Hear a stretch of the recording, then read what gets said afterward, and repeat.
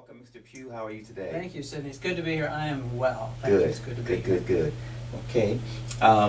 First question. Mhm.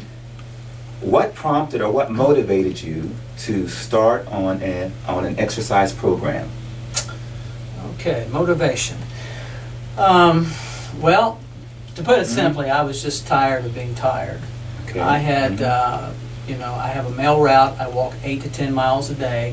I was in my early 40s, and I knew I needed to do something, but I didn't know quite what. So I did join the YMCA early on, and tried swimming, and I tried working out a little bit downstairs with myself, but I didn't know that much about the machines and things. So really was just treading water at best, wasn't making any progress. And then some friends of mine mentioned that you were a personal trainer. At that time, you were not affiliated with the Y, you were an independent trainer. And so I'd watched you, I'd seen you to work out, and I noticed that this was a man that knew what he was doing, and he was lifting the heavy weights, and he was working out, and he had that cut look like I wanted. So that's you kind of inspired me to say, okay, not only do I want to feel better, but I want to look better. So I contacted you and became your client. Oh, wonderful. So the promptness or the motivation was feeling better, looking better. Great. Great. Now, since you've started, can you say what you like best about your personal training experience? Well, there's lots of things I like. I think what I like best about personal training is the very word personal kind of describes it. It's individualized.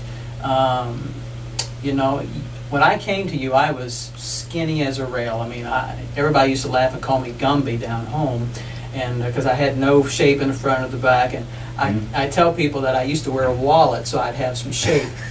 But anyways, so I decided, I needed some help in definition and things. So that's when I came to Sydney, and so I liked that best because even though I wasn't overweight and had some of the issues that some people do, he was still able to tailor plan for me that would help me to get definition, that would help me to feel better, to get energy back, and I just signed up for 3 months. Actually, that was my commitment at that point, and that's what I like best. Share with those watching, based on your experience, what advice can you give them, for personal training?